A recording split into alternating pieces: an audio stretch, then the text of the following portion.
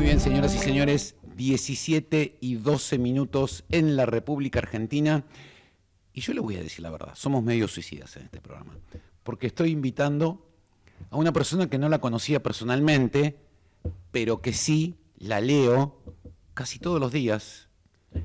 Casi todos los días emite... Trato de que sea todos los días. Emite unos unos posteos en X muy, pero muy buenos.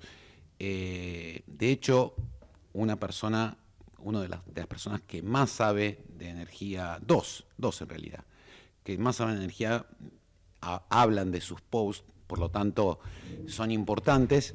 Me estoy refiriendo a Nacho. Nacho, sí. ¿A Nacho? Nacho, sí. Bueno. Todo el mundo me dice Nacho, así que ya es como... Bueno, Me bien. dicen Ignacio y no sé qué hacer. Bueno, pero en realidad te llamás Ignacio Rovira. Sí.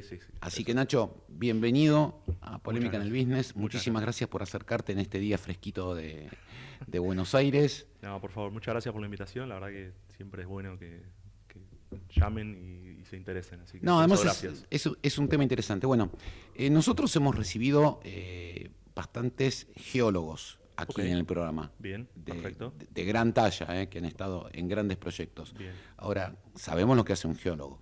¿Qué es lo que hace un geocientista? Bueno, básicamente lo mismo. Básicamente lo mismo. A ver, el geocientista en realidad, o por lo menos la idea de geocientista es darle un perfil un poco más completo. Yo en mi caso soy egresado de la Universidad de Buenos Aires en la licenciatura en Geología, pero además me fui especializando un poco al principio de mi carrera en la parte de geofísica, con lo cual fui agregando un poco toda esa parte. Entonces, para lo que es la industria de hidrocarburos, que es la parte que yo estoy más metido profesionalmente, se denomina geocientista a una persona que puede llegar a hacer tanto la parte de geofísica como la parte de geología. ¿Llegaste a encontrar la roca somera? No. Vos sabés que yo tuve que hacer una especialización en el Austral porque no tenía idea de lo que era el tema de geología y de regulación. Entonces, bueno, me tuve que tirar de cabeza y ponerme a estudiar durante 2 años. Y el geólogo que venía a dar unas clases era Luis Stinco, no sé si lo conoces. Sí, claro. Yo trabajé con Luis. ¿Trabajaste con Luis? Sí, bueno. Sí, él fue... armó todo el grupo de petrofísica de Pan American Energy. Sí, señor. Y yo era geofísico ahí justamente, pero sí, a Luis lo conozco y además ha sido o es docente en la facultad. Claro. Y es una persona reconocida, digamos, bueno, en el ambiente. Luis Stinco y su esposa, que también es geóloga, yo siempre los jorobo y les digo, ¿de qué hablan ustedes a la noche? Pero bueno. Me pasa porque mi esposa también es geóloga. Ah, bueno, está bien. Así que, sí. se debe dar, porque bueno, también su esposa ha venido a este programa varias veces también, sí. Así que... Sí, la endogamia geológica es algo muy común. Así que bueno, bueno, bienvenido. Para la gente que no es... yo te cuento, el universo de gente que escucha este programa está muy vinculada, muchas personas con el universo médico. Perfecto. Porque Willy, que es Willy Nervi, que es la persona que siempre está conmigo en el programa, hoy justo se tomó un día de vacaciones, así que no está, pero bueno, está muy vinculado con todo el tema médico, entonces recibimos a todas las autoridades de todas las obras sociales, prepagas, todo el tema médico está muy, muy relacionado con el tema de energía, pero también hay gente que no tiene la obligación de saber qué es lo que está pasando con el tema de energía y por qué es tan importante la energía en el acontecer mundial normal y por qué es tan importante justo ahora en este momento. Bueno, a ver, ¿por qué es importante? Es porque básicamente mueve todo lo que hacemos. Nos movemos en auto, necesitamos energía. Estamos acá en este estudio, necesitamos electricidad. Necesitamos combustible para distintos tipos de actividades, ya sea agricultura, ya sea otro tipo de energía, que también recibe energía de otro tipo de energía, entonces se forma una cadena muy interesante. Entonces, todo lo que tenga que ver con cualquier actividad económica necesita energía. Entonces, proveer y asegurar un suministro de energía consistente, claro, predecible y sobre todo, vamos a decir sustentable, pero por una cuestión más temporal que una cuestión ambiental, es importantísimo. Sí, a ver, si nos vamos al tema ambiental, los paneles solares... Sí, pero los paneles solares... O sea, si medís la huella de carbono de cada uno de los componentes, nos metemos en un lío bárbaro y... No, bueno, los paneles de carbono son... perdón, los paneles solares son absolutamente necesarios de minería Por eso. y de compuestos como por ejemplo de la plata, digamos, son absolutamente necesarios, y de hecho el precio de la plata se ha disparado muchísimo este tiempo precisamente por eso. Exactamente. Entonces, digamos, todo lo que nos rodea es energía, todo lo que necesitamos para hacer nuestra vida diaria es energía y requiere energía. Bueno, principalmente la energía hoy la generamos a través del petróleo y el gas natural. Sí. Bueno, ¿quiénes son los países que más producen petróleo y que más producen gas natural? Y hoy estamos, por ejemplo, bueno, los países árabes ya los tenemos hoy en la mira por todo el conflicto que hay en Irán, tenemos a Estados Unidos, tenemos a Rusia y tenemos a China como un actor principal. Y después, bueno, hay una serie de países que están en un segundo orden, quizás en ese país, en ese grupo de países hoy entraría Argentina. Tendríamos que estar nosotros Sí. en Yo los creo que estamos próximos 2 camino a años. eso. Estamos en los Sí. próximos 2 años, Sí. estamos cerca de eso. Sí, yo creo que la próxima década para Argentina va a ser muy auspiciosa porque hay muchos proyectos que se están abriendo hoy en día. El potencial de Vaca Muerta creo que hoy ya está mucho más conocido que hace 10 años y creo que mucho más probado porque el récord de producción que estamos viendo hoy en cuanto a petróleo de los últimos años realmente es por Vaca Muerta. Entonces yo creo que va a ser en los próximos 10 años realmente uno de los motores principales del país. Sí, y personalmente creo que el proyecto que está liderando Pan American Energy de exportación del LNG... Yo va a creo que ser los dos, tanto los Sí, dos pero proyectos. a ver, el de YPF es mucho más ambicioso Sí. y mucho más difícil de conseguir financiamiento, más en esta situación y con un riesgo país como el que tiene Sí, Argentina. sí. En cambio, el señor Bulgeroni le juntó la cabeza a unos cuantos, Sí. consiguió el financiamiento Sí. y se metió en un tema en donde tenés que hacer un gasoducto dedicado nada más. Después Sí. trae los barcos y es un negocio más fácil, creo. Sí, en parte yo estoy de Creo que va a acuerdo. ser más Yo creo que rápido. los dos proyectos. Lo que pasa es que Argentina LNG, por parte de YPF, también lo que tiene interesante es que trae jugadores mundiales. Sí. Entonces trae a los árabes y trae a los italianos, que son dos firmas absolutamente importantes en cuanto a producción y en cuanto a venta de recursos. Entonces, yo creo que también la participación de esas firmas, por fuera de lo que es el proyecto de Southern Energy, que también es súper interesante y súper auspicioso, creo que también le da como una presencia mucho más grande al país y un respaldo muchísimo mayor a lo que es la producción de hidrocarburos de este país. Bueno, después vamos a hablar de la Argentina Absolutamente. Week, si te parece, que vos Perfecto. hiciste un resumen excelente. ¿Tu arroba en ex cómo es? Gordo Geos. ¿Por qué gordojeros? Es un poco, mira, la cuenta empezó un poco desde el lado más, vamos a decir, lo que se le llama una cuenta meme, Sí. donde uno no pone la cara.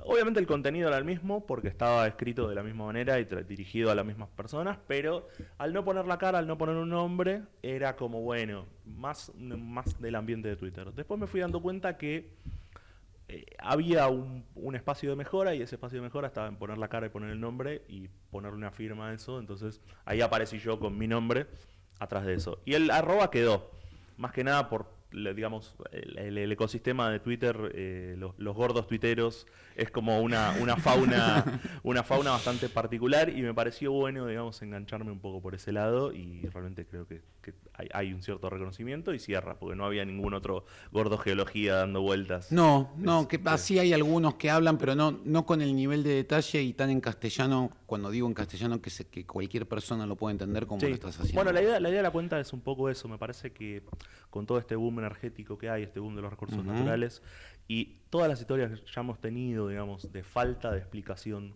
falta de que alguien le cuente al usuario común de todo lo que conllevan los recursos naturales, me parece que se merecían, digamos, tener una explicación un poco más clara de cómo funciona la cosa. Porque si no, después caemos en prohibiciones ambientalistas que terminan dañando la producción Sí, señor. y terminan generando una mala imagen de algo que mueve un montón de trabajo. Porque yo me sorprendí mucho la primera vez que fui a un yacimiento. La primera vez que fui a un yacimiento fui a Cerro Dragón. Wow. Cerro Dragón es un monstruo y es prácticamente una Pero ciudad. contale a la gente dónde está Cerro Dragón está en la cuenca Golfo San Jorge, en la provincia de Chubut, en el flanco norte de la cuenca Golfo San Jorge, digamos, lindando casi al límite con Santa Cruz. Y obviamente está operado por Pan American Energy, hoy hablábamos de la familia Bulgeroni. Y realmente fue creciendo de una manera muy importante porque empezó siendo Cerro Dragón, justamente el yacimiento Cerro Dragón, y se empezó a ampliar. Hoy en día son casi 800 kilómetros cuadrados de yacimiento continuo, del cual uno puede entrar en una punta y salir de la otra. Sí, es una animalada. Es una cosa realmente, a mí me sorprende y todavía me acuerdo y es como el impacto es tremendo. Hay un montón de gente trabajando, hay un montón de movimiento de gente. Me tocó estar en otros yacimientos, en Santa Cruz, en Neuquén, y la densidad de movimiento que hay en Cerro Dragón no la ves en otro lado y realmente es llamativo. Y después toda la gente que emplea, digamos, toda la gente, porque no solo es la gente de Pan American Energy, sino son toda la gente de contratistas, transporte, todo lo que es subida y bajada de materiales. Es realmente, yo creo que es una de las cosas más impresionantes y sobre todo, ya que estamos hablando de energía, el consumo de energía que tiene Cerro Dragón es equivalente al de la provincia de Tucumán. O sea, el consumo de energía que tiene ese yacimiento para alimentar algo que obtiene más energía es monstruoso. Entonces realmente es admirable realmente. Es admirable desde el punto de vista operativo, técnico, los estándares técnicos son altísimos. Desde el punto de vista humano, realmente la gente que está trabajando ahí son todos muy buena onda, por así decirlo, y yo fui casi como pasante o aprendiz, o por lo menos junior, muy junior, a aprender. Y la verdad que salí entendiendo muchísimo más de lo que estaba hablando. Y después, a nivel geológico, Cerro Dragón es algo increíble porque es un yacimiento que está funcionando desde los 60, desde las viejas campañas de YPF en los 60, y pasó por los 70, por los 80, en los 90, a fines de los 90 se le encontró. Una crisis muy grande, tuvieron ha tenido sus vueltas, pero funcionó muy bien. A partir de los 90 y los 2000 empezó a funcionar bien con lo que es la recuperación secundaria. Entonces realmente hoy es un modelo de clase mundial de recuperación secundaria porque todo el campo tiene la posibilidad de de que inyectan agua y sacan petróleo, básicamente. Para la gente que no es del palo, ¿qué significa recuperación secundaria y recuperación terciaria? Exactamente. Vamos a empezar un poquito más atrás. ¿Qué es la recuperación primaria? La recuperación primaria es usar la potencia del yacimiento, es decir, la presión del reservorio para producir. Uno pincha un agujero y sale fluido, produce. Bien. Cuando esa presión empieza a decaer mucho, necesitas algún tipo de asistencia. La primera asistencia llega con la recuperación secundaria o water flooding, para los que manejan el término en inglés. Es básicamente, tenés dos pozos, vamos a ponerlo en cámara, tenés dos pozos, a un pozo le inyectás agua, ese agua barre el reservorio o los reservorios y se produce el hidrocarburo con el agua en el otro pozo. Entonces eso hace que uno pueda darle otra vida al yacimiento. Entre los 80, los 90 y los 2000, Cerro Dragón se convirtió en el mundo de la recuperación secundaria. ¿Sí? Y realmente fue un boom porque le dio 20, 30 años más de vida al yacimiento. Pasamos al próximo paso, que es la recuperación terciaria, que ya cuando la recuperación secundaria empieza a, no vamos a decir fallar, pero a mantenerse en una constancia en la cual la producción, o sea, empieza a ser demasiado caro para sostener y ya no te da ese plus de ganancias, se puede optar por ir un camino a inyectar algún tipo de aditivo que mejore la recuperación de algo que todavía está enterrado en el subsuelo. Y eso es recuperación terciaria. Hay distintos tipos de compuestos, como surfactantes, polímeros, son distintas tecnologías, según el caso, según el tipo de reservorio, según la inversión también, porque no hay distintos precios. Y eso además lleva a una inversión muchísimo más grande que lo que es la recuperación secundaria. Paréntesis. Sí. Yo muchas veces dije, y los oyentes nuestros son testigos, que el mejor management que hay en la República Argentina es la gente de Pan American Energy. Aquí está la prueba. Yo creo que sí. Y no solo definitivamente, sino la escuela de PAE. Hoy en día no solo está entrando en una etapa de empezar a hacer lo más masivo posible la recuperación terciaria, sino que además sigue teniendo oportunidades en profundidad, porque Cerro Dragón fue el yacimiento que rompió el paradigma de que la cuenca del Golfo San Jorge no podía producir gas y empezó a producir gas desde 129. Y hoy se encuentra a las puertas de un desarrollo posiblemente no convencional en Río Chico. Sí, vamos a hablar. La formación D129 es una formación relativamente nueva. Nosotros ya hemos hablado muchas veces de la famosa D129, hemos hablado de los inicios, cuando hicieron las primeras perforaciones y las 3 válvulas de seguridad que estaban volaron por los aires, sí, bueno, por la presión por la que presión, había. Sí. Así que nuestros oyentes han escuchado la historia. En alguna vez habrán escuchado hablar, Buenísimo. si se acuerdan, algo de la D129. Ahora, te llevo un poquito más a Oriente. ¿Qué es lo que vos, según tu visión, está pasando en Medio Oriente? ¿Y cuáles son las consecuencias, primero en el mundo de la energía, y segundo en nuestra industria en particular, con todo esto que está pasando? A ver, yo lo separo, lo que pasa en Medio Oriente hoy lo separo en 2 partes, o por lo menos es lo que estuve viendo de parte de los analistas más geopolíticos, porque para entender, digamos, lo que pasa me parece que hay que ir más. ¿A quién lees? ¿Art Bergman? ¿Quién más? Sobre todo acá de Argentina, a Nico Promancio. Sí, señor. A Guillermo Laferrier, como más de la parte del militar. Guillermo digamos. Es un amigo de la casa. Ah, bueno, perfecto. Es La un verdad amigo que de la casa. me encanta. De hecho, si me está escuchando, no creo porque hoy tienen un programa nuevo en carajo. Sí. Pero lo cité en el último artículo porque me pareció una explicación muy buena de cómo está administrando Irán el tema del combate, y me pareció muy interesante como para terminar de entender un poco hacia dónde puede llegar esto. Entonces, yo viendo un poco esto, creo que el conflicto de Medio Oriente empieza con un conflicto global, que es Estados Unidos y China, una guerra fría comercial, digamos, que va a tener, digamos, dominancia en las próximas, por lo menos 5 o 10 años seguramente, y que está en un estadio de, bueno, yo te hago esto, vos te hago aquello, y así como una provocación constante. Esperemos que no pase a mayores.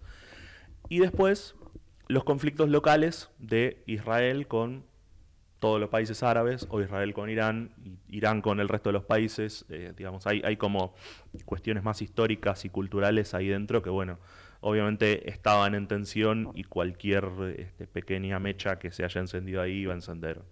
Hoy estamos en esa cuestión de que Israel quiere estirar el conflicto, Irán ataca a Emiratos Árabes, Qatar corta la producción, Emiratos Árabes corta la producción, y se empieza a armar todo un lío que lleva a consecuencias bastante importantes en lo que es el precio del petróleo.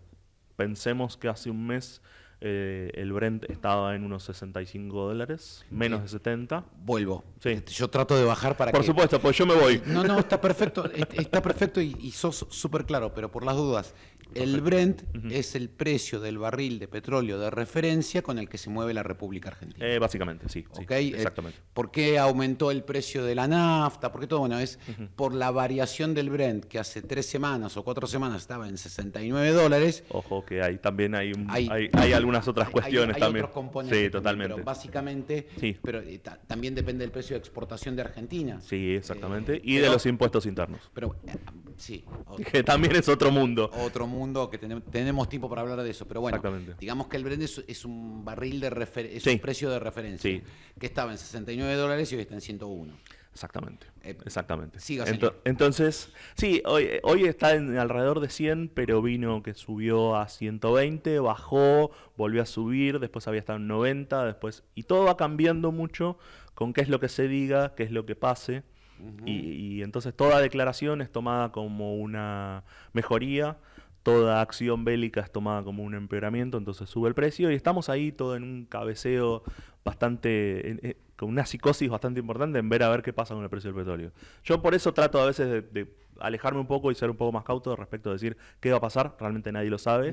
Y si esto se estira, bueno, va a tener algunas consecuencias que todavía no las vemos porque no sabemos cuándo va a terminar esto. Yo creo que las consecuencias reales se van a ver cuando finalice el conflicto o cuando haya un dominador claro, que hoy en día, por ahora, bueno, si bien Estados Unidos estaría encaminado a terminar de cerrar el conflicto, Israel todavía lo quiere estirar, hay todavía algunas respuestas un poco importantes, falta ver a ver qué pasa con el estrecho de Hormuz y esa selectividad que hoy en día está pasando respecto del transporte, que no sabemos qué va a pasar, el tema de los seguros, que es otra pata absolutamente interesantísima de qué es lo que puede llegar a pasar con ese tipo de temas. Entonces me parece que todavía está como muy verde todo como para empezar a ver un panorama claro. Yo te cuento mi impresión. Analizar este conflicto con ojos occidentales No, es imposible. es un error No, terrible. Porque, a ver, primero, yo me acerco mucho al auto con vos. Y te digo, te voy a matar, voy a ir a tu casa y te la voy a incendiar y voy a hacer desaparecer la tierra. Sí, yo también a vos te voy a matar, me contestás. Nos vamos cada uno a nuestra casa y después nos encontramos en un bar y estamos charlando lo más bien. Absolutamente. Cuando Irán te dice, te voy a matar. Te voy a matar Sí. y voy a incendiar tu casa y te voy a hacer desaparecer de la faz de la tierra, es porque lo va a hacer. Y generalmente lo cumple. Generalmente lo cumple. Sí. Y por el otro lado, Israel... También sabe, lo hace. También lo hace. Exactamente. Sí. Como también lo hace, se prepara. Sí, absolutamente. Se prepara y lo hace. Sí, absolutamente. Entonces, o sea, yo no estoy convalidando ninguna posición, nada. No, esto no tiene que ver con... No, es lo que sucede y lo que ha sucedido en los últimos tiempos, digamos. Sumado a que Netanyahu es un animal político. El tipo viene sobreviviendo casos de corrupción tras casos de corrupción. Él, la mujer, sus funcionarios. Él, la mujer, sus funcionarios. Lo mejor que le pudo haber pasado es que aparezca el conflicto. Que aparezca Gaza, claro. El conflicto de Gaza. Sí. Ya una semana antes del conflicto de Gaza, Netanyahu casi estaba siendo forzado a renunciar. Por casos de corrupción, de regalitos que recibía que no eran non santos, ¿viste? O sea, era un problema grave. El conflicto de Gaza le vino perfecto. Y este conflicto, aliado con una potencia militar como es Estados Unidos, bueno, es un tema complicado. Ahora, es la primera vez, a ver si vos coincidís conmigo, que Irán, el régimen de Teherán, ataca directamente objetivos árabes y objetivos israelíes y objetivos europeos, porque llegaron a Chipre. Y sí, Chipre está en Europa. Exactamente, sí, Azerbaiyán también. También. Digamos, es parte de la comunidad. Exactamente. Entonces, sí. Que ataca directamente, no a través de sus países proxy. No es una guerra rara, es algo nuevo. Todavía no termina de ser, digamos, un claro conflicto de quién con quién. Parece más que Irán empezó a manotear misiles y a tirárselo al primero que se le cruzaba. Sí. O al primero que se la tenía jurada por algo. Sí. Sin entender bien cuáles son las relaciones entre Irán y Azerbaiyán, o Irán y Turquía, Irán y bueno, Israel sí, pero los Emiratos Árabes, cómo se manejan entre ellos Turquía también. Era un fronting y no un fronting, era una barrera media rara. Pero lo que pasa es que Turquía es un lugar extrañísimo porque no se termina de entender de qué lado está. Exactamente. Lo cual está bien para ellos porque como son el paso natural de Europa hacia Asia, tienen que estar bien con todos. Entonces, bueno, ellos hacen su juego y creo que están sosteniéndose sin entrar en demasiados conflictos. Pero bueno, teniendo a Irán ahí en el medio, que es una papa caliente realmente, bueno, en algún momento quizás iban a tener un cierto conflicto. Mira, ahora seguimos hablando del conflicto, pero a mí lo que más me preocupa de todo es que nos acostumbremos a las guerras. Nos acostumbramos a la invasión de Rusia a Ucrania. Nos acostumbramos del conflicto armado entre Israel y Gaza. Y nos estamos acostumbrando a esta guerra. Vos escuchás los noticieros a la mañana, lees las noticias y hay noticias sobre el conflicto. Pero ya está. Viste, como que de a poquito nos empezamos a acostumbrar. 10.000 muertos por acá, 5.000 muertos. A mí me preocupa eso, ¿viste? Y lo acostumbrarnos a eso. Sí, en principio, a ver, lo que pasa es que, digamos, si uno lo compara con el conflicto que fue Estados Unidos con Venezuela a principio de año, que fue una extracción básicamente, y no tiene nada más que ver, o sea, porque sacaron a Maduro, dejaron lo que estaba y dijeron, bueno, chicos, arréglense entre ustedes. Y yo miro, denme el petróleo, listo, bárbaro. Ahora, esto es mucho más complejo porque hay una dinámica local que es muy explosiva. Y eso es lo que no entendemos nosotros de Occidente, porque cuando uno empieza a ver la historia de Persia y Jerusalén y el Imperio Otomano y toda esa cuestión que vino, realmente Sunitas, para nosotros chiitas, los hutíes y Yemen y nos vamos del otro lado a África y después nos vamos para Asia, es un lío realmente. Y creo que nosotros tampoco tenemos la suficiente información cultural como para entender el caldo de cultivo que es eso. Sí, además con un Estados Unidos que, a mi modesto entender, sin ser un especialista en geopolítica internacional, como Guillermo, Estados Unidos le está dando de comer de nuevo a los kurdos. está preparando, sobre todo a las mujeres kurdas, Sí. para invadir por tierra a Irán. Yo les recuerdo que los kurdos fueron la pesadilla de Estados Unidos durante la guerra en Afganistán. Exactamente, sí. Si uno recuerda las películas de Rambo, Claro. digamos, Rambo estaba enfrentado contra los kurdos, básicamente. Entonces, estaban armados por Estados Unidos. Exactamente. Entonces, ¿viste? Bueno, pasó muchas veces en Latinoamérica, también pasó. Sí. Se les echó encima. Ahora, ¿cuáles son las consecuencias? Suponete, primero, contale a la gente qué es la isla de Karg. La isla de Karg. La isla de Karg es... ¿Dónde está y cuál es su importancia? En la costa de Irán, en el centro de lo que sería el Golfo Pérsico, ¿sí? Y es el puerto, la refinería puerto, digamos, más grande de, por lo menos, esa región, junto con otras que están en otros países. Qatar tiene una muy grande, Emiratos también tiene otra muy grande, ya más hacia el Índico.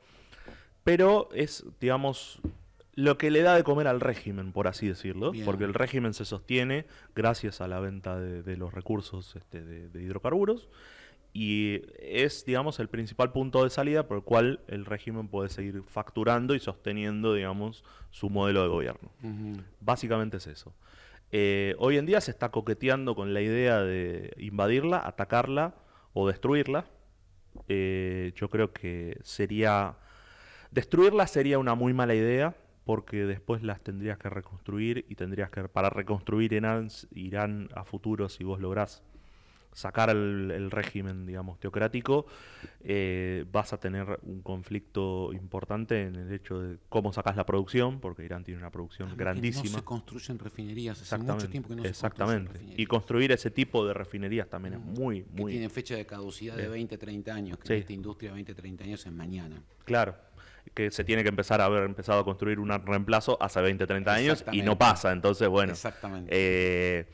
realmente es un punto importante, pensando más hacia adelante que hacia hoy. Hoy, bueno, caen 2 bombas, se destruye todo, listo, chau, te quedaste Sí, sin pero refinería. Estados Unidos se cuidó de no tocarla. No, bueno, es que precisamente es eso, o sea, todos entendemos el valor que tiene eso, no solo para el régimen, sino para cualquier persona que esté, digamos, sentada al mando de un país. Entonces, creo que Estados Unidos, los americanos no son tontos y no van a destruir todo eso, porque realmente después lo que les va a venir de contra me parece que va a ser peor. Sí, Entonces, creo que si quieren hacer una salida rápida donde limpian el régimen, se forma otro gobierno, Irán sigue su camino, bueno, no tener la posibilidad de dar trabajo, de producir, de facturar y de otro tipo de cosas, y creo que va a estar en un problema grave. Entonces me parece que la isla tiene que ser, si lo veo desde el punto de vista de Estados Unidos, tiene que ser tomada y dominada y expulsado el régimen de ahí, y bueno, ahí ya, qué sé yo. Sí,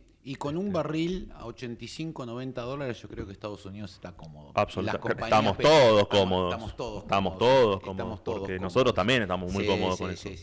O sea, Yo creo que fue también, si bien le puede llegar a hacer un tiro en el pie a Donald Trump, este tema por el precio del combustible justo en un año de elecciones, ese es un que tema. el norteamericano se fija mucho Sí, en eso. sí. Sí, las puteadas que tiene Trump son por el precio del combustible y la inflación por ahí ahora, que empezó a ser un problema para los americanos, porque creo que ellos no tenían la costumbre de tener inflación, o una inflación muy baja y realmente casi despreciable. ¿Qué firmaría uno para tener esa Absolutamente, no, yo me acuerdo, hace un tiempo me hice amigo de un fotógrafo que vive en California, bastante demócrata él igual, pero en un momento estábamos hablando de algo y me decía, no, porque la inflación, ¿cuánto tiene la inflación? No, subió 1% este año.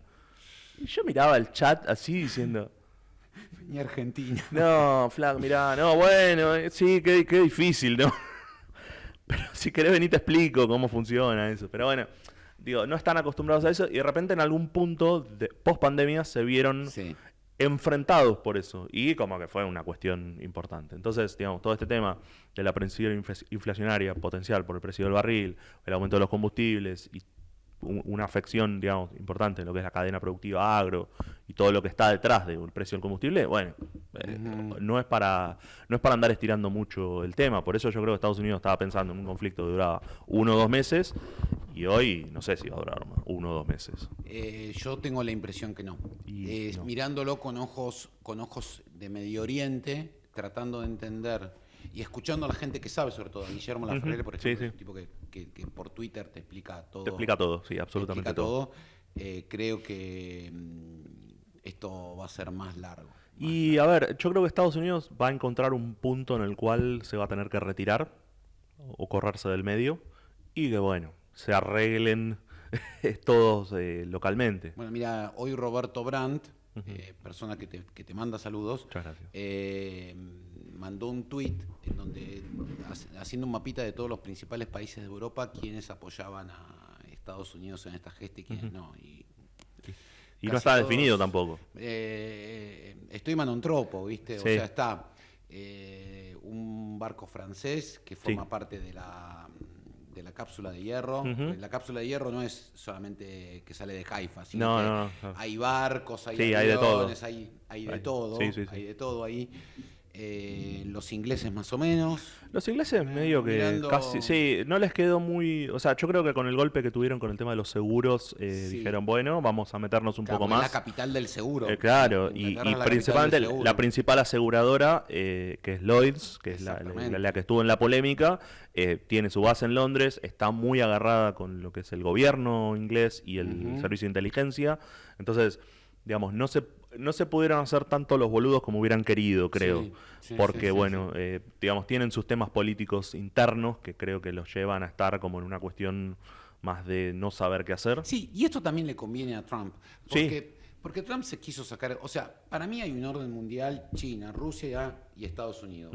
Esta parte del mundo para vos, esta parte del mundo para vos y esta parte del mundo para vos, y no me jodas. Nos ponemos todos de acuerdo. Putin, que promete, como prometió cuando invadió Crimea, yo me voy a portar bien, voy a ser un nene bueno, no voy a hacer ninguna macana más. Un día se cansó y dijo, me gusta. A ver, voy a ver ese dos ambientes que está ahí al lado de mi casa, y dijo, bueno, se comió media Ucrania. Sí. ¿Sabes a quién me hace acordar lo de Putin? A Hitler.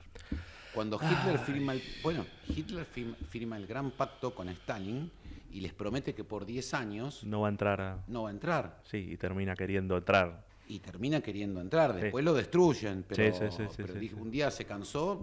Hay un discurso público de Hitler que dice, me cansé de esperar de estos rojos de porquería, los voy a invadir. Y pasó esto. Bueno, Putin, más o menos. Sí, yo creo que igual Putin ahora creo que está un poco más aplacado porque China lo está pasando un poco por encima.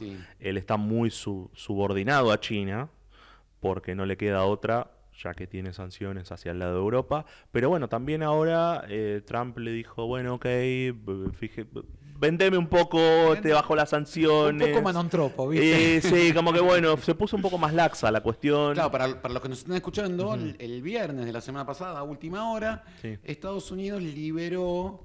empezó por India, liberando un cupo para India, y después le dijo, bueno, está bien con todos. Básicamente, todos. La Agencia Internacional de Energía de los Estados Unidos dijo, bueno, libero un poquito de reserva estratégica. No queremos que el precio del petróleo suba tanto. No le conviene a nadie, porque creo que los escenarios que se estaban dando de 150 era malo para todos. Pero para todos, digo, para todos. Además, y era exagerado. A ver, un barril de 150 hoy es un barril de casi $500 de los años 70. Claro.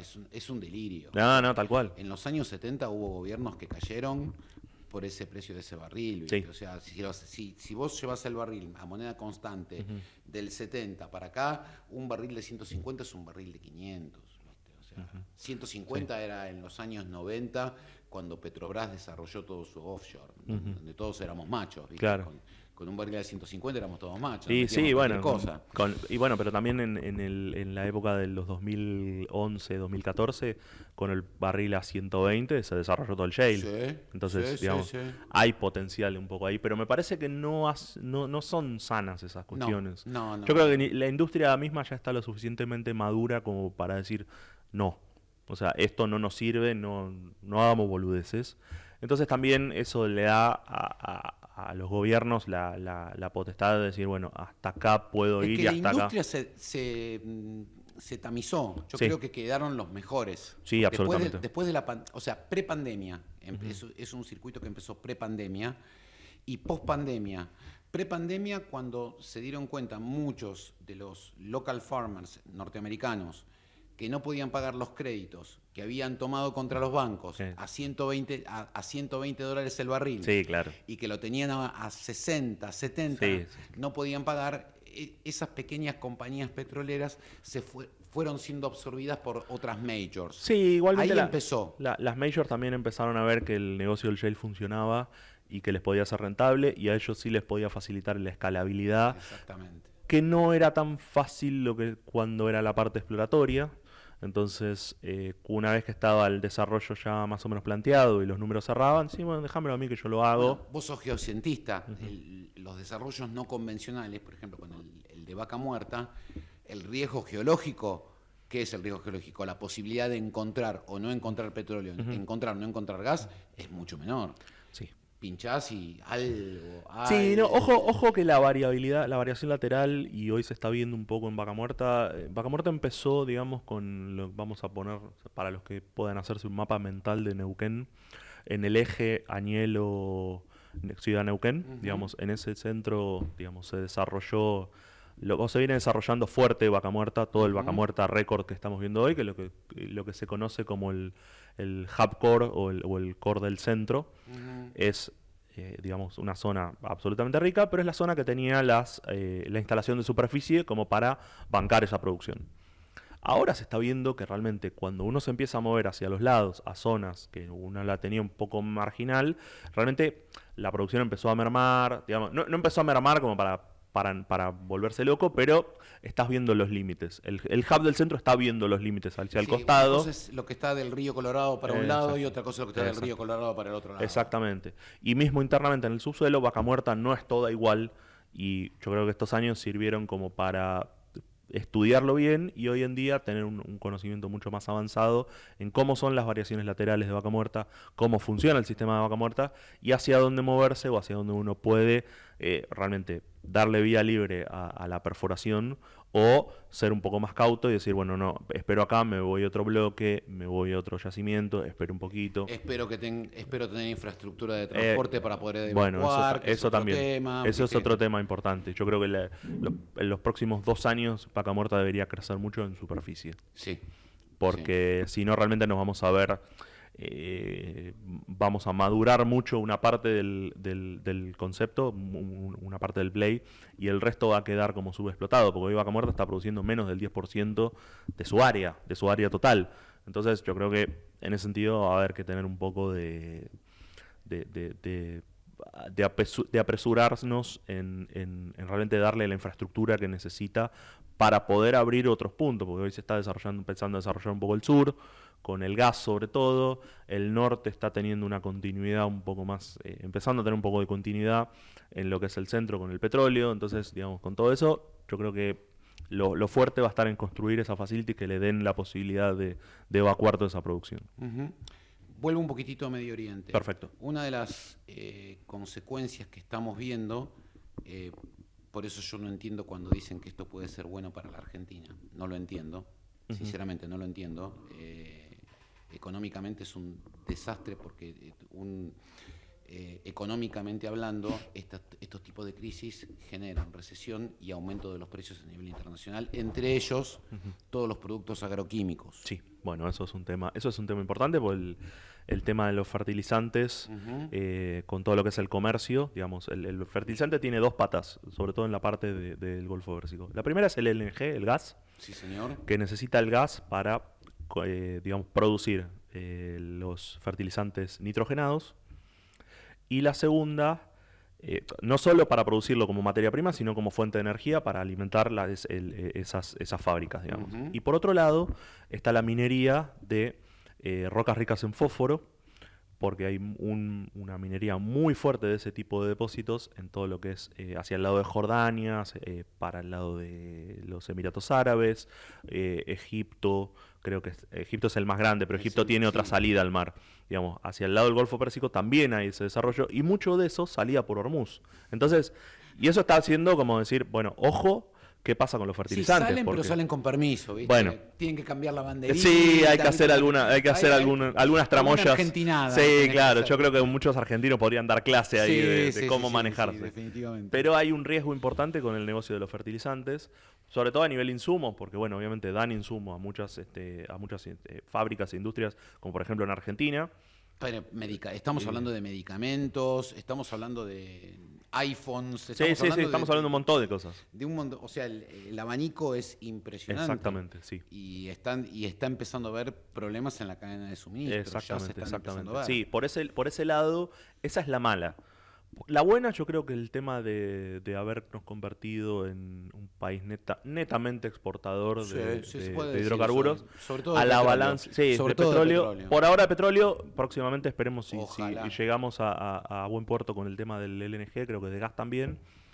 Pero bueno, da oportunidades de seguir fortaleciendo la balanza comercial energética. Eso a nosotros nos ayuda, nos sirve, es entrada de divisas mucho más grande, porque los contratos que se arreglan en dólares generan entrada de dólares mucho más alta, por el precio es más alto.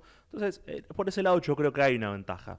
Estamos un poco ahí, hay que ver cuál de esas dos pesas termina contrapesando hacia un lado o hacia el otro, o si realmente nos podemos balancear, porque bueno, el gobierno hace lo suficiente como para mantener un poco la entrada, que no sea una pérdida suficiente del otro lado. Entonces yo creo que por ese lado estamos expectantes. Hoy es un poco esperar y ver a ver cómo se pueden manejar un poco la entrada y la salida de divisas por ese lado. Sí, independientemente de eso, hay que recordarle a todas las personas que nos están escuchando que Argentina es un tomador de precios. Sí.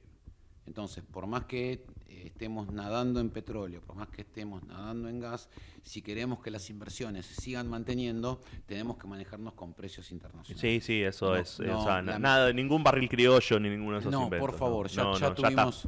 Ya sabemos que no funciona. No funciona. No, al contrario. No hay. No, claramente. Desaparece el producto cuando no... Absolutamente, porque... Cuando topeas los precios, pasa eso. Ese es el tema. Yo creo que es un poco eso, dejar que el mercado realmente vaya regulando y ir viendo dónde están las oportunidades realmente y confiar en las operadoras que negocien buenos contratos con los precios disponibles, digamos. Sí, ahora, después vamos a hablar con Álvaro Ríos de este tema, ¿no? Pero vos sabés que la semana pasada se anunció una terminal de regasificación en Colombia.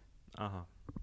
Ya un proyecto entre Ecopetrol, que es la empresa, es la YPF colombiana, YPF colombiana, que está manejada por un señor que se llama Ricardo Roa, tipo de industria. Promigas es el grupo empresario, pertenece al grupo Aval, que es el grupo empresario más grande de Colombia, creo. Son dueños de bancos, son dueños de energía de Bogotá. Van a poner, obtuvieron el permiso para poner una terminal de regasificación en el Pacífico. Okay.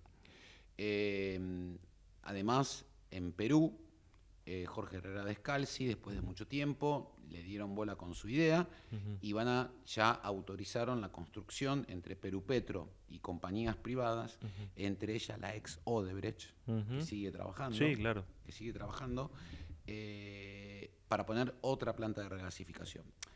Mi pregunta es muy loco salirlo a buscar a Kast en este momento, el nuevo presidente chileno, y pensar de alguna manera, de la misma manera que hoy Argentina está exportando petróleo por el oleoducto Otamérica, que cruza la cordillera y sale por puertos chilenos.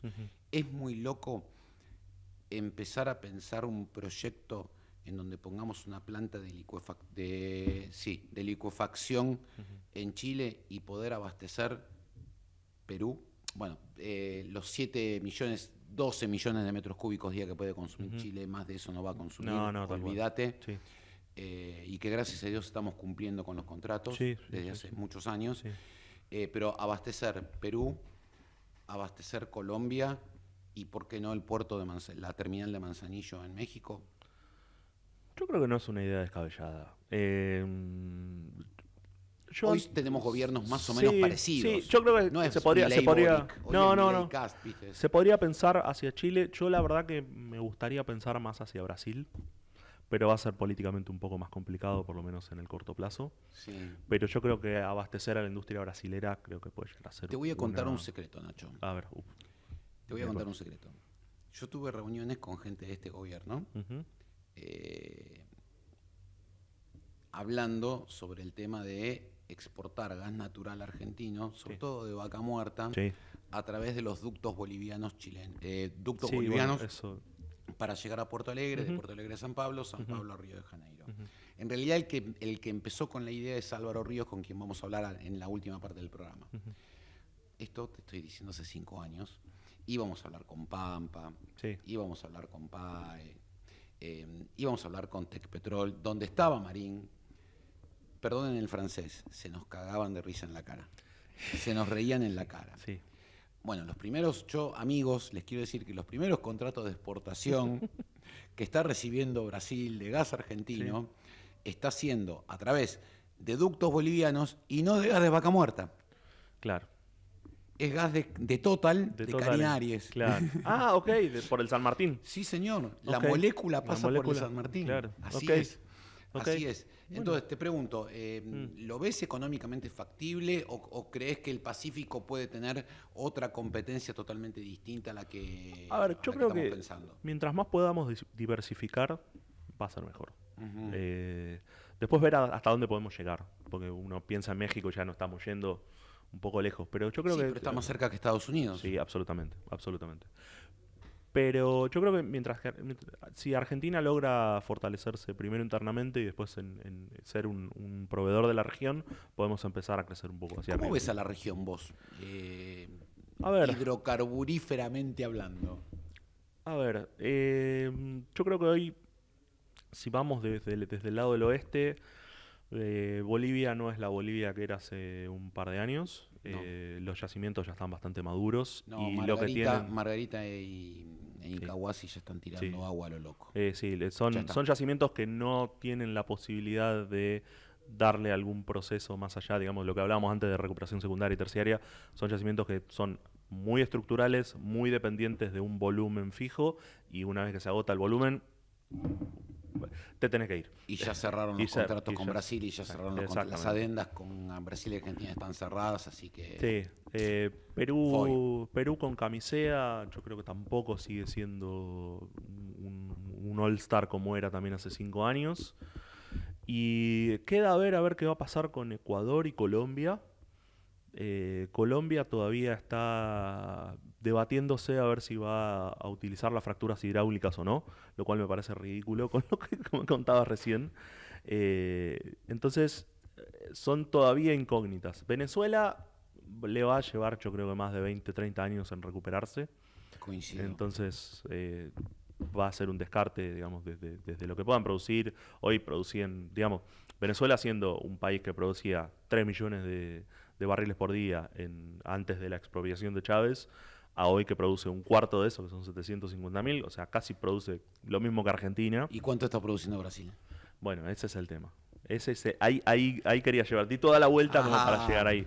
Ojo con Guyana, porque Guyana es un jugador importante con todos los descubrimientos offshore, tanto en aguas profundas como en aguas someras. Yo creo que ese es un caso como para investigar, que creo que acá no se le da tanta bola, porque Exxon se tiró de cabeza. Exxon y Chevron, los dos. Los dos se tiraron de cabeza. Es que son descubrimientos importantes. Es un país que está mucho más seguro jurídicamente. Venezuela quiso meter la mano y lo sacaron cagando, básicamente, hablando mal y pronto. Sí. Lo sacaron cagando.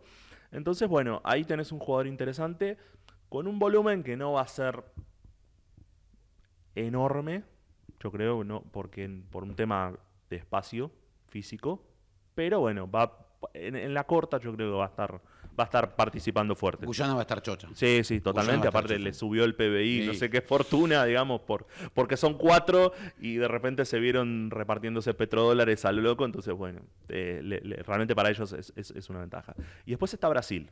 Espera, vamos a hacer una cosa. Vamos. Hacemos una pequeña pausa. Mira, nuestro operador acá, el Nos señor está haciendo Zuliana. gestos. No, así, por favor, estaba desesperado. Vamos a hacer una pequeña pausita. Perfecto. Y después seguimos hablando un ratito, si es que vos podés. Perfecto, un placer que por favor, acá, muchas gracias. Pausa y ya volvemos. Bueno, segunda hora de programa. Che, 32 grados 3. Sí, no quiero salir a la calle. No. Ya la avenida fue dura, fue dura. ¿De dónde venís? De Saavedra. Ah, de Saavedra, bueno, está Sí, bien. vine manejando igual, voy a decirlo. Ah, sos un valiente. Venir manejando al centro. Lo que pasa es que la avenida es como la entrada es gratis, la salida vemos. Claro. Es un poco eso. Es un poco eso. Ahora voy a ver con qué me encuentro. Y bueno, Pero bueno, yo ya sé que por lo menos ahí cerca de casa no hay partido, así que bueno, por lo menos eso va a ser un poco. Zafaste. Sí, totalmente. Composición tema Brasil. Brasil. Bueno, importante. A ver, yo creo que Brasil, digamos, está siendo hoy el jugador principal de toda Latinoamérica, por lejos. Todo lo que ha hecho en offshore realmente es, creo que admirable, es poco.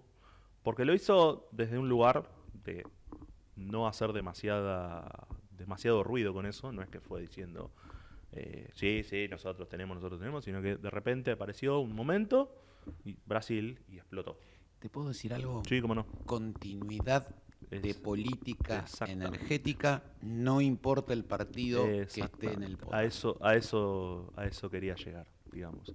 Como se hacen los grandes negocios, por así decirlo, es habilitando a los que pueden y los que saben, dando oportunidades a realmente grandes, porque creo que muchas de las grandes se han instalado en Brasil con mucho éxito. Todo eso empezando con el post-sal, con el depósito post-salinos. Brasil, lo que tiene el offshore de Brasil, tiene una serie de reservorios que están, digamos, más cerca del agua de mar, por así decirlo. Más cerca serán 1500 metros, digamos, por así decirlo, 1500 metros de profundidad, más 1500 metros de profundidad en roca. Después tiene una lámina, una capa de depósitos salinos, ¿sí? Que el depósito salino, y por eso hacemos la diferenciación grande, el depósito salino lo que tiene es que es una capa de roca muy plástica. Pensándolo a nivel de estando en profundidad, sometida a muchos kilobar de presión litostática, columna de agua y aire, ¿sí? La roca esa está a una temperatura muy alta y fluye. Fluye, se mueve, forma unas estructuras que llaman domos salinos, que realmente son estructuras, digamos, como una especie de paraguas que se abre así por la propia expansión, y deforma toda la roca. Pero no solo eso, sino que a lo que es a nivel prospectivo es un problema. Porque para caracterizar los yacimientos que se encuentran por debajo de eso se utilizan, digamos, en general en la industria se utiliza mucho lo que es las herramientas geofísicas, en particular la sísmica, que es un análogo de las ondas de sonido, pero propagadas en un medio poroso, como son las rocas. Lo que pasa es que al encontrarse con ese escollo en el medio, se pierde mucho la calidad del dato y es muy difícil caracterizar lo que está por debajo. Entonces, el desafío operativo para poder acceder a esos yacimientos, primero acceder a nivel conceptual, de por lo menos entenderlo y saber su distribución, es grandísimo. ¿Qué tenés abajo? ¿Qué tenés abajo y cómo está y en qué estado está y en qué posición está y cómo está? Lleva mucha incertidumbre. Esa es como primera cuestión. Y después operativamente, cuando uno perfora un pozo, supongamos que superamos ya el tema, digamos, más científico, por así decirlo, y cuando vamos ya a la cuestión operativa de perforar, también trae muchos problemas porque la diferencia de presiones y la diferencia de temperatura que tiene esos depósitos en particular, generalmente, aparte imagínense que es algo que de repente en una porción de material que está rígido, algo que fluye es un problema. Entonces hay que tratarlo particularmente, hay que aislarlo de otra manera. Preguntale a la gente del Golfo de México. Bueno, exactamente. Entonces, digamos, el Golfo de México, porque es, digamos, donde se estudió muchísimo más los domos salinos, se caracterizó mucho mejor, se entendió mucho la operativa, esa fue la escuela. Y donde tuvieron el gran derrame. Absolutamente. Entonces, para Brasil, digamos, significó no solo romper una barrera, romper un paradigma grande, que es el tema de ir a poder buscar el presal, con volúmenes y posibilidades realmente importantes que justifican toda esa curva de aprendizaje de poder sortear, de poder caracterizarlo y después poder operativamente llegar a bajar hasta ahí. El premio es muy un poco el mercado. Vaca Muerta yo creo que le va a ser una competencia importante. El tema es poder ver cómo complementarse, digamos. Hay que ver a nivel a nivel fluidos, si los fluidos son complementarios y no se pisan, digamos, no se genera una propia competencia. Sí, a ver, desde que se modificó la ley de gas en Brasil, ya unos cuantos años atrás, yo creo que la ANH, que es la Administración Nacional de Hidrocarburos brasilera, que tendríamos que tener una ANH acá en Argentina en lugar de una ENARSA. Sí. Aprovecho para pasar el chivo, ¿no? Sí, absolutamente. Es una autoridad que regula todo lo que es petróleo y todo lo que es gas en cuanto a lo que es downstream y midstream, es decir, extracción y transporte.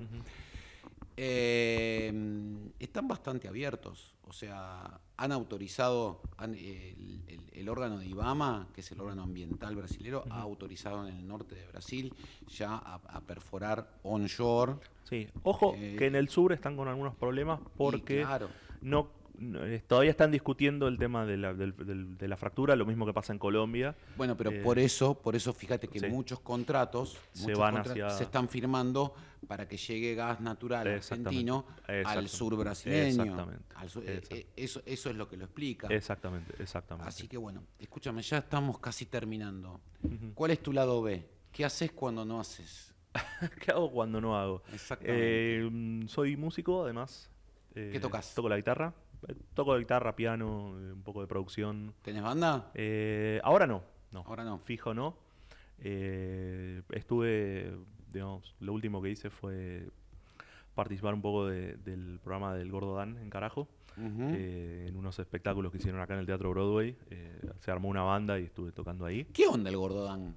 Aprovecho para preguntarte. Un personaje interesante. Aprovecho para preguntarte porque para los que no somos del palo político, el Gordo Dan es un tuitero mileísta, descarnado, para decirlo de alguna manera. Y que manda, la idea del inconsciente colectivo. Sí, que es un monstruo. No, que es un tipo que manda mensajes, tipo que manda mensajes de parte de la familia Milei y que echa y pone ministros, o sea, es un órgano de comunicación, del gobierno.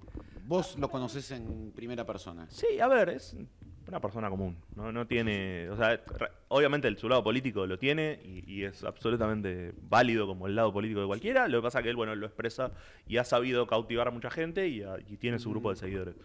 Pero después en el trato, la verdad que es una persona normal. Tiene su emprendimiento, que es Carajo, que es un canal de YouTube. ¿Carajo es de él? No 100%, pero es un actor principal, digamos. Es un actor. Él es la cara de Carajo. Digamos que Carajo sin él no es Carajo. No, absolutamente. Él es la cara de todo eso. Sí. No tengo muy en claro quiénes son los dueños, quiénes son los accionistas. No, realmente no estoy ahí porque no estoy en ese ecosistema y tampoco estoy interesado en saber quién pone plata y quién no pone plata, no me importa. Pero bueno, es la cara visible de lo que es el mundo de Twitter y el mundo de Twitter definitivamente mileísta, por así decirlo. Así que nada, ¿no? Pero la verdad que toda la gente que trabaja con él, mismo los chicos que están en el programa de La Misa y toda la gente que está atrás de cámara, la verdad que son gente espectacular. Lo poco que he podido trabajar con ellos, la verdad que son espectaculares. Bueno, ¿y también haces un programa? Y tengo un programa de streaming, La Vida se abre camino, con precisamente varios de los chicos que conocí en esta banda que hicimos para ¿Y de qué trata? Y el programa se debate además de videojuegos. Bueno, tiene varias patas, digamos, somos 5 personas que tienen, digamos, puntos de vista distintos. Yo más de la parte científica y sobre todo la parte del negocio de la energía. Trato de siempre hacer una continuación de lo que es mi cuenta de Twitter ahí, porque digamos da como para seguir explicando desde otro punto de vista, en otro tono, mucho más relajado. Después hay alguien que le gusta mucho la tecnología, que está muy metido con el tema de inteligencia artificial y todas las cosas que van apareciendo, entonces está sus columnas de eso. Hay 2 de los chicos que están muy metidos en la parte de videojuegos, entonces hablan un poco de eso. Otro chico más que está en la parte cultural y política, entonces también da una parte de eso, y todo en un tono más de amigos, digamos, una charla bastante distendida, y la verdad que es muy divertido. Acá. Sí, básicamente, obviamente. Bueno, listo. Ya está. Willy, una taza menos, una copa menos. Así que bueno, nada, de eso se trata. Va todos los viernes de 19 a 21. Bien. Estamos por YouTube, en nuestro canal. Y además que lo puedes ver en cualquier lado. ¿Cómo lo encontramos? Sí. Pueden entrar directamente a la página del programa, que es lbsac.com.ar. LBSAC, por La Vida se abre camino. Y ahí tienen link directo a la cuenta de YouTube, a las redes sociales de cada uno. y digamos, están todos los episodios, se pueden mandar mensajes y todo eso, así que, digamos, el punto de acceso es la página. Bien. Nacho, ¿te sentiste cómodo? Sí, por favor, espectacular, la verdad que... ¿Sos capaz de volver? Sí, por supuesto, cuando requieran, acá estoy. Bueno, yo te quiero agradecer muchísimo porque No, por favor. accediste a venir a un programa al que no conocías, no sabías con quién te ibas a enfrentar. No. Pero... Tengo historial de hacer esas cuestiones kamikaze. Esto que te contaba del programa. Esperamos que te hayas sentido cómodo. Sí, por favor, la verdad, espectacular. La rotura de la copa no es ninguna amenaza. Bueno. Es solamente un accidente. Vamos a ver qué pasa en el detrás de escena. No. Iban a venir todos corriendo, riéndose de mí, diciéndome, rompiste una copa. Por las dudas voy a salir filmando como para... No, la verdad... buena gente en esta radio. Te quiero agradecer porque si yo tampoco sabía dónde venía, con quién me iba a encontrar, y la verdad que igual trato de ser, digamos, acceder a acercarme a notas o cuando me quieren llamar y eso, porque me parece que está bueno. No, digamos, está bueno. Que alguien se interese. Mira, yo reconozco que le tengo que agradecer a Willy Nervi, con quien hacemos este programa, que yo lo que aprendí de lo que es el mercado de la salud, porque es un mercado. Sí, obvio, es una industria como todas. Es una industria y no está mal ganar plata. Yo siempre digo lo mismo, no está mal ganar plata, está bien. Perfecto. Yo aprendí muchísimo y conocí gente espectacular, te lo estaba diciendo fuera del aire, gente que no solamente tiene su lado A, gerenciando sanatorios de la hostia, sino que tiene su lado B haciendo obras en lugares inaccesibles para todos nosotros, y que los tipos van sin que nadie les diga nada y tienen 3.000 médicos por un lado, 2.000 médicos por el otro, ¿viste eso? Y no lo andan diciendo... No, es que tampoco hace falta, digamos. No hace falta. Yo creo que los que realmente tienen y saben hacer algo lo hacen porque les gusta y lo hacen porque les da placer hacer eso, entonces creo que también eso está bueno. Es la pasión que le ponemos a las cosas. Exactamente. Es el secreto es el principio para que las cosas empiecen a salir bien. Y después, yo creo que sí. Hay un montón de cosas, pero primero la pasión. Exactamente, absolutamente de acuerdo. Nacho, te agradezco muchísimo. Te vamos a llamar otra vez. Por favor, cuando quieran si pasa algo raro, te llamamos así de raje. Vamos a tratar de estar. Y bueno, muchísimas gracias. No, por favor, gracias a todos. Saludos, que tengan muy buenas tardes y muchas gracias de nuevo. Bueno, Nacho Rovira con nosotros. Pausa y limpieza de mesa. Seguinos en